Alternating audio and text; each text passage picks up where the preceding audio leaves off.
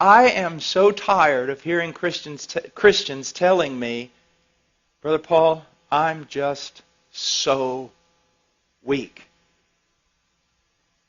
And you say, well, Brother Paul, you started your sermon saying you were weak. So why can't we say it? Well, I want you to understand the phrase and the context of it. First of all, you're not weak. And I can prove it to you. In the last week, W-E-E-K, how much time did you spend grasping and striving to know God and His Word, and in prayer, knowing that apart from God and His work on your behalf, you weren't going to be able to make it? Oh, see, it's really easy to say, I'm so weak. Your problem is not that you're so weak. Your problem is that you think you're strong. And I can prove it by just looking at your devotional life. Do you see? Our problem is not that we're too weak. Our problem is that we do not recognize our weakness.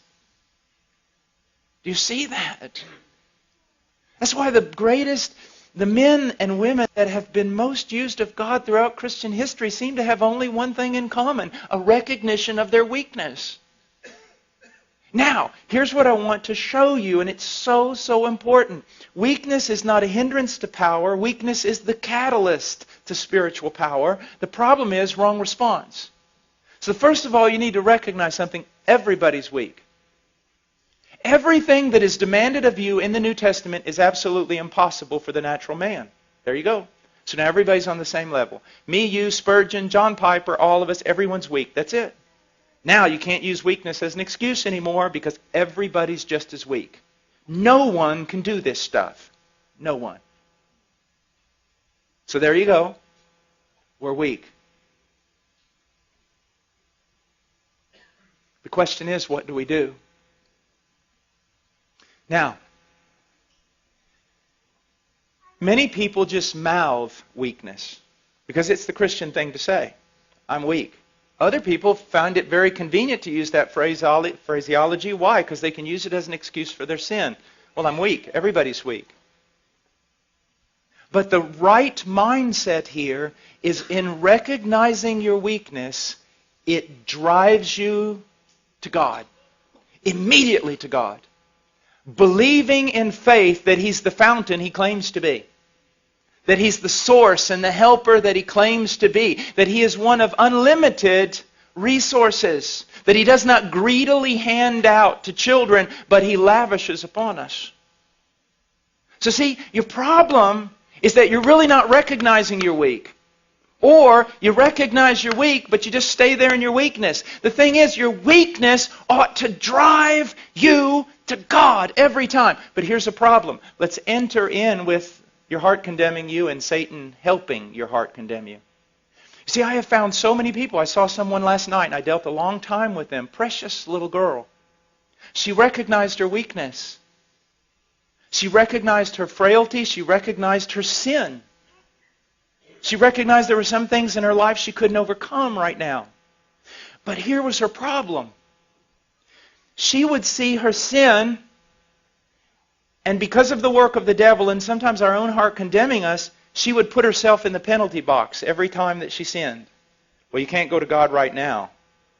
You can't just keep running back to Him. I mean, you sinned yesterday and you repented and asked for forgiveness. Now you've done the same exact thing today. I mean, you run back to Him, you're just a hypocrite. You don't appreciate God. You don't have a high view of God. What do you think? God just hands out pardon to everyone?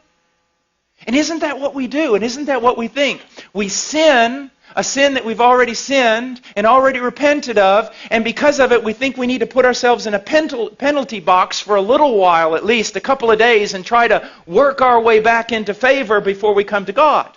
Because if we think, actually, you mean if I go back every time I do this, just immediately, not only going back and asking for forgiveness, but expecting forgiveness, isn't that hypocrisy? Isn't that a low view of God? Isn't that treating God as a forgiveness machine? No, it's being biblical.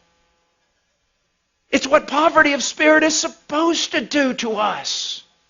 Now again, I'm not preaching this, hopefully, to unconverted church people who are going to say, wow, if God's that good, I'll sin all the time and just go back and ask for forgiveness. Hopefully I'm not talking to people like that. Hopefully I'm talking to genuine Christians who really want to be something they are not yet.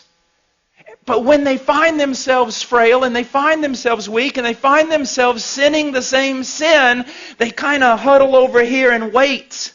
Maybe read their Bible a few days, pray some more, show God they're really sincere before they run over there and actually try to get some forgiveness. No! One of the great joys of my life is when I discovered that the moment I sin the sin I always sin, my first response ought to be to latch a hold of Christ. And not beggarly, not thinking, oh, here I am, you ought to strike me down. But no, I latch a hold of Christ saying, I believe your promises. I am in a different realm. I am free. I am a saint. I've been moved out of Adam and condemnation and law. All of it was paid for on that tree. When He died, He knew all of it. He forgave all of it. I'm free. It's absolutely spectacular.